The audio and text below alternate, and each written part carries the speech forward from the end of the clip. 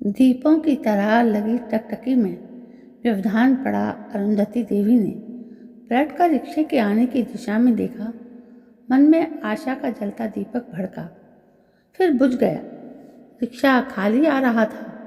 उन्होंने चोर निगाहों से थोड़ी दूर बैठे रमन बाबू को देखा, जो प्रत्यक्ष में तो पुस्तक में डूबे थे, पर अरुंधति की मनोदशा से पूर्णतः परिचित थे। अब उम्मीद छोड़ दो अरु, बादल और बहू अब नहीं आएंगे। नहीं, अरुंधति घबराकर बोली, मैं तो दीपों को देख रही थी। देखो ना, टिमटिमाते हुए कितने अच्छे लग रहे हैं। क्यों बहलाती हो खुद को अरु? अरे, आधे दीप तो कब के बुझ चुके, कुछ बुझने की कगार पर है। तू उन्हें देख रही थी तो उनमें तेल डालने की याद तुझे क्यों नहीं आई? वो क्या उत्तर देती? अरुंधति कैसे अपनी कमजोरी को प्रकट करती? कैसे बताती कि उनकी नज़र दीपों पर नहीं, गली के मोड़ पर लगी है? अब बादल बहू का रिक्शा गली में प्रवेश करेगा। अब करेगा। कितनी देर से दीप जलाया था उन्होंने, जब अधिकांश घरों के दीप आधे जल चुके थे। बेटे बहू की प्रतीक्षा में कल तक नहीं आए। छुट्टी न मिली होगी, पर दिवाली के दिन तो जरूर आ जाएंगे। यही सोच था उन्होंने। आज तक ऐसा हुआ है भला कि होली दिवाली पर बादल उनके पास ना रहा हो? खाना परसों अरु, बड़ी जोर की भूख लगी है, जानबूझकर रमन बाबू ने कहा, वरना वे जानते थे कि बेटे बहू की प्रतीक्षा में अब ट्रेन आ रही होगी, लेट हो गई होगी। करते विचारते अरु भूखी ही रह जाएगी। किसी तरह बेमन से उठकर उन्होंने खाना लगाया, पर खाने का उत्साह न था। खीर, कचौड़ी, सूरन की टिक्की, दही बड़ा, पुलाव, सभी कुछ तो बनाया था उन्होंने। बादल के पसंद की सब्जियां और रसगुल्ले भी बनाए थे। रमन बाबू इतने सारे व्यंजन देखकर हंस पड़े। खूब दावत बना डाली तूने तो बेटे बहू की प्रतीक्षा में। ऐसा क्यों कहती? ये सब तो हर बार बनता है। वो थोड़ी सकपका गई। हाँ, बादल भी तो हर बार रहता है।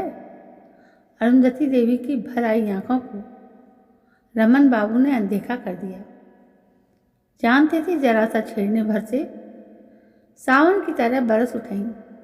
आ, तू भी खा साथ में, वरना मैं भी नहीं खाऊंगा, बता देता हूं।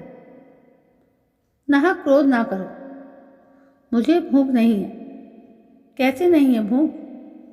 जबरदस्ती उन्होंने ग्रास अरुंधति के मुंह में ठूंस दिया, तो अरुंधति के तनाव भरे प्रौढ़ चेहरे पर लाज की लालिमा दौड़ गई। खा पी कर बर्तन समेट कर अरुंधति ने झांका। रमन बाबू सोने के कमरे में जा चुके थे। वो एक बार और जाकर छज्जे पर खड़ी हो गई। अब तो गली भी सूनी हो गई।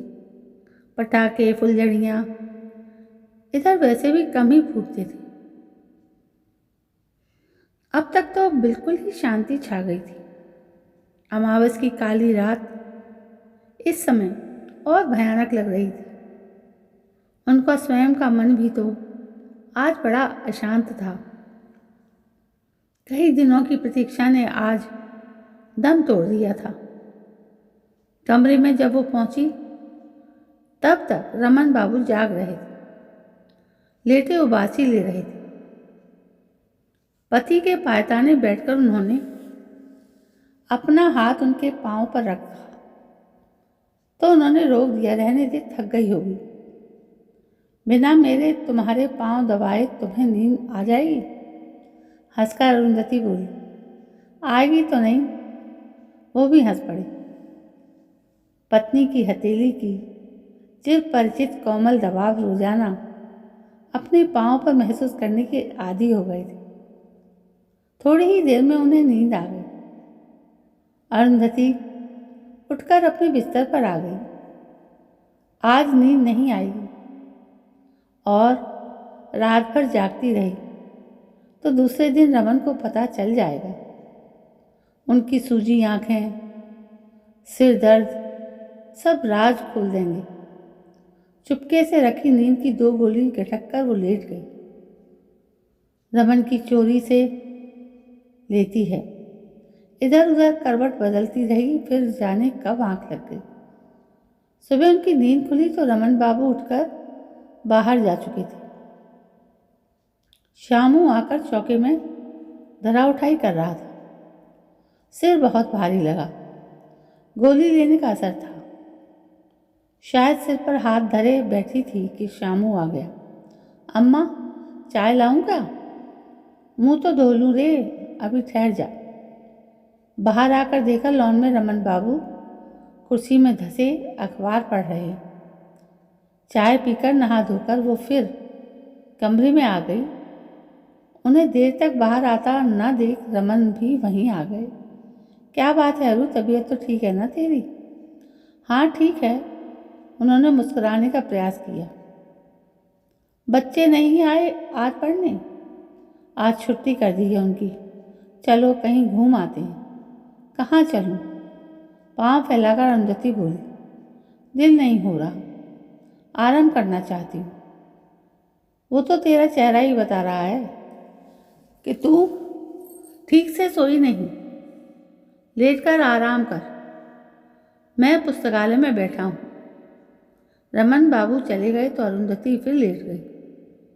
लेटने का तो बहाना था, वास्तव में वो लेटकर अतीत की छोटी बड़ी वादियों में विचरने लगी, जिसके लिए एकांत का होना जरूरी था। आंख मूंदी तो 25 वर्ष पीछे का अतीत नाच उठा। शादी की पहली रात को ही अरुंधति में रमन बाबू को क्या दिखा कि वो उसे प्यार से तू कहने लगी। उनके हिसाब से अरु बच्ची थी उनके सामने। शायद अरुंधति के चेहरे का भोलापन उन्हें उसकी लड़ता का एहसास करा गया। रमन एक इंटर कॉलेज में विज्ञान के अध्यापक थे। घर में सास ससुर जेठ जेठानी थे। विवाह के 2 वर्ष बाद भी जब अरु की गोद सूनी रही तो शुरू हुआ डॉक्टरों का लंबा चक्कर और कुदरत का अजीब करिश्मा कि दोनों ही संतान पैदा करने में अक्षम थे।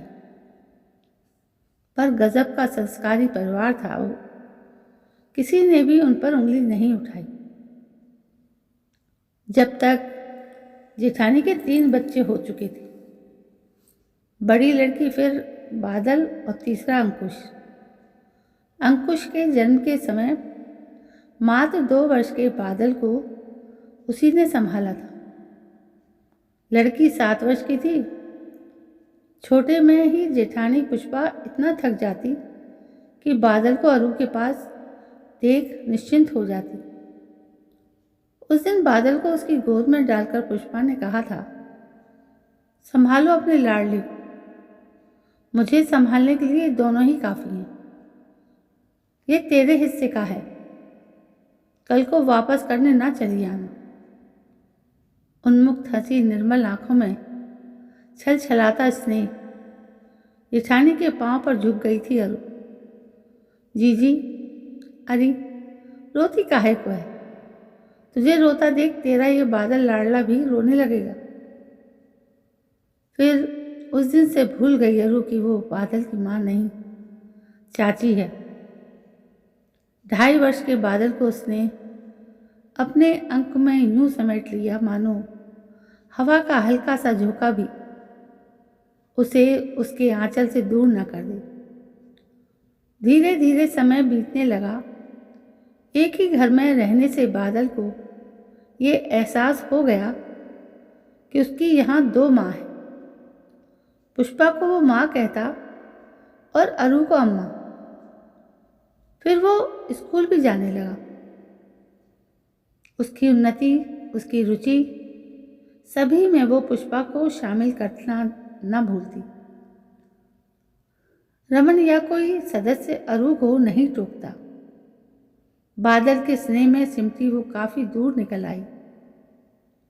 तब बादल 8वीं में था। रमन की नियुक्ति इलाहाबाद डिग्री कॉलेज में प्रवक्ता के पद पर हुई तो अरू और बादल भी साथ चले गए। यूं तो एक साथ रहने से सभी का जाना घर वालों को बुरा लगा, पर बादल के जाने से पुष्पा और उसके पति सुरेश को काफी धक्का लगा। घर साए साए करता। कस्बे से शहर की दूरी ज़्यादा नहीं थी, इस कारण आना जाना बना रहा। तीज त्योहार पर सभी कस्बे में आकर साथ में त्योहार मनाती। शहर आए उन्हें 2 वर्ष ही हुए थे कि अचानक हादसे में पुष्पा के पति सुरेश का देहांत हो गया। वो कपड़े की दुकान पर बैठते थे। उस वक्त बादल के साथ अरू कई दिन घर पर ही रही। तीनों बच्चों को समेट वो बेहाल पुष्पा को संभाल रही। कस्बे में अब रखा ही क्या था। सास ससुर बुढ़ापे से ज़्यादा जवान बेटे की मौत से टूट गए। आखिर यही निर्णय लिया गया कि सब कुछ बेचकर शहर चला जाए। छोटा अंकुश भी 7वीं में पहुंच गया था। लड़की ने इंटर कर लिया था। दुकान, थोड़ी बहुत खेती और मकान बेचकर शहर में ही एक बड़ा मकान ले लिया गया। बाकी पैसा बिटिया शैल के विवाह के लिए जमा कर दिया गया। इन सारी क्रियाओं के मध्य पुष्पा खामोश रही, लेकिन धीरे धीरे पति विहीन पुष्पा के स्वभाव में चिड़चिड़ापन आने लगा। कभी कभी सास को भी जवाब दे देती, पर दुखी है सोचकर सब चुप लगा लेते। अरुंधति का घूमना फिरना लगभग बंद हो गया। जहाँ जाती पुष्पा को भी साथ ले जाना चाहती, परंतु वो नहीं जाती, और यदि अकेले जाती तो लौटने पर पुष्पा व्यंग बोलने से बाज नहीं आती। इस कारण अरु ने भी बाहर निकलना बंद कर दिया। 2 वर्ष के अंतराल पर सास ससुर भी ना रहे तो पुष्पा की जुबान और चलने लगी। अरु खामोश ही रहती। उसकी कोशिश यही रहती कि जेठानी के बच्चों को ज़्यादा से ज़्यादा सुविधा मिले, चाहे बादल को कम। लेकिन यही भावना एक दिन विस्फोट कर आ गई। उसने गाजर का हलवा बनाया था, पर था थोड़ा ही। कटोरी में डाल उसने अंकुश और शैल को थोड़ा ज़्यादा ही दिया, बादल की कटोरी में कम। बस पुष्पा भड़क उठी। और ये बर्ताव किया जाता है मेरे बेटे के साथ? आखिर पेट का जाया होता तब ना जी चटकता तुम्हारा।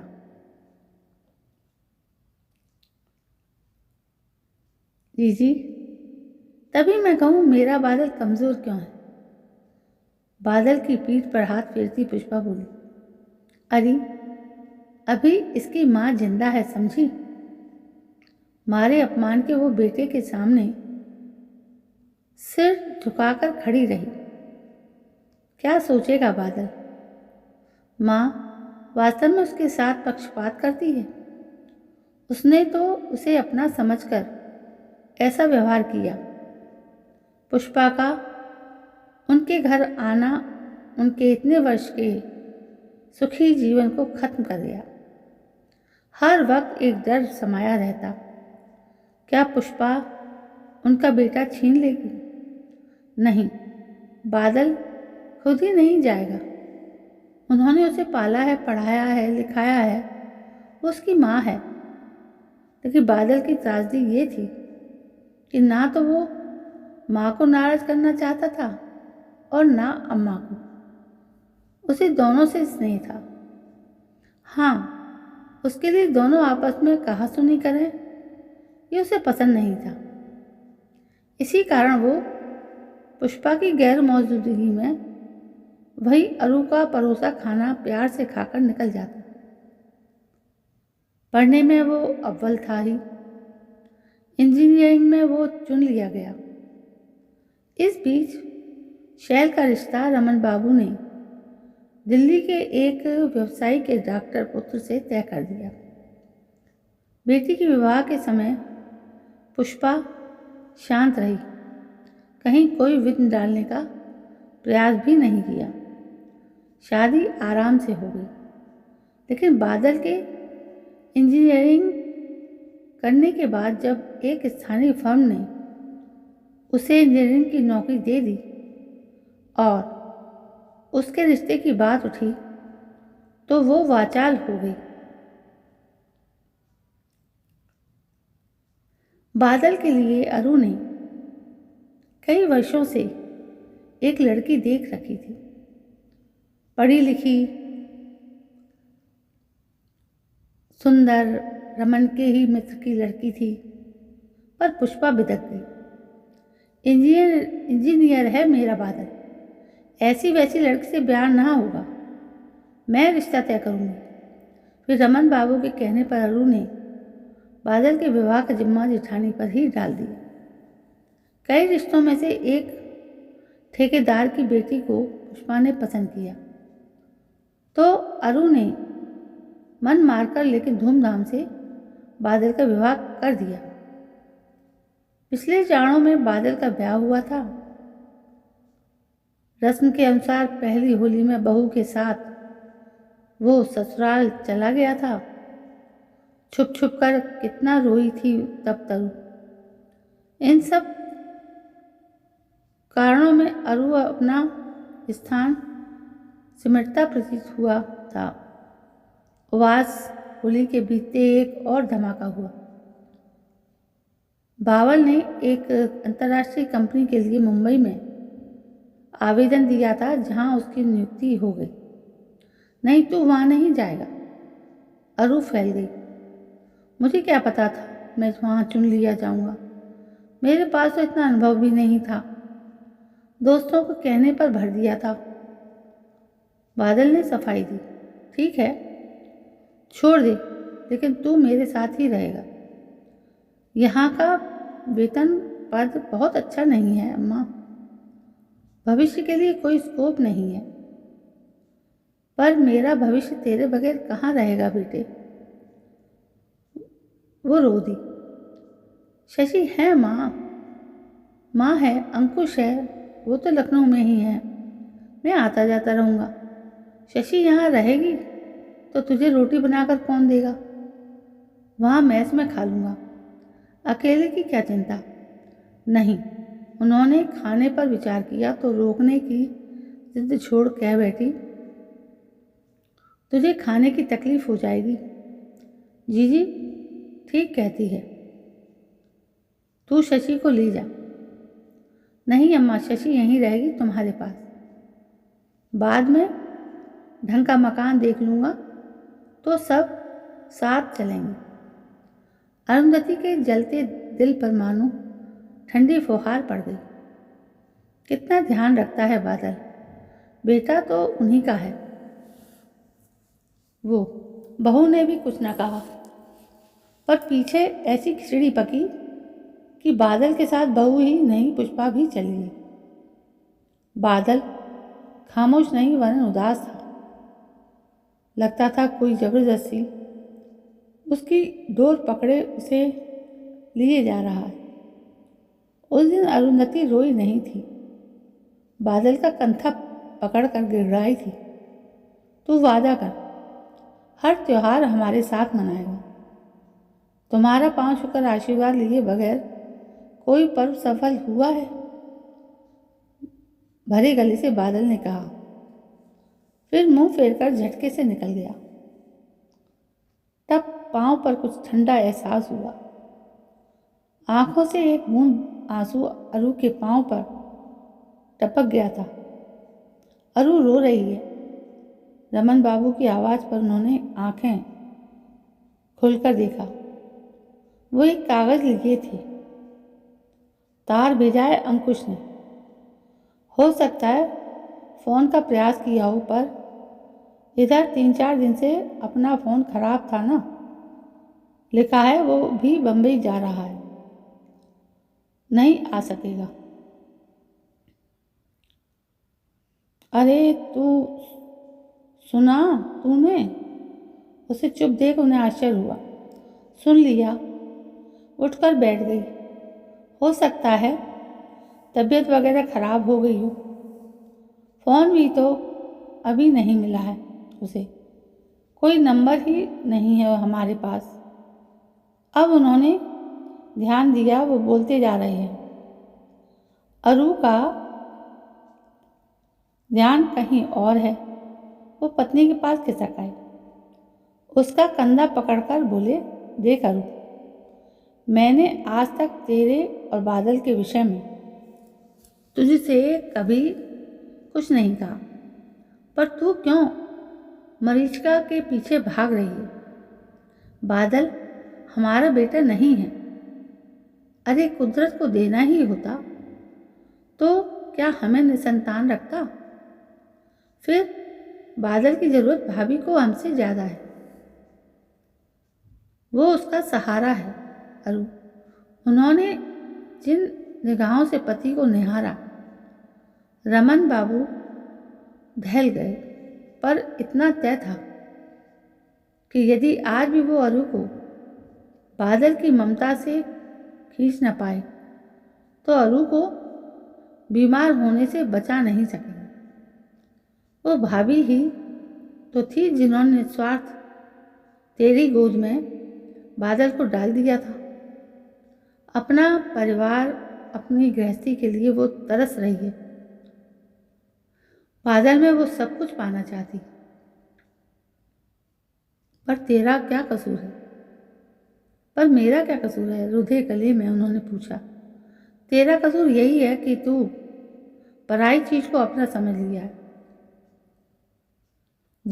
सारा जीवन तूने झूठी ममता के हवाले कर दिया। अपने स्व से लापरवाह हो गई। तुझे तो इतनी अच्छी पेंटिंग आती है, वो भला भुला दिया। तुझे नर्सरी का शौक था, वो भूल गई। अपने फुर्सत के क्षणों में अपने शौक को तराशो अरू। देखना उन नन्हे नन्हे पौधों से जब तू बतियाएगी तो कैसे झूम झूम कर वो तेरी बात का जवाब देंगे। रमन बाबू चले गए और अरू सोचने लगी कि जिसने कभी भी अपनी मर्जी में दखल नहीं डाला, उसके शौक के विषय में कैसे इतना कुछ जान गए। वो जहाँ की तहाँ रही और पति की गरिमा से युक्त रमन बाबू बाजी मार ले गए।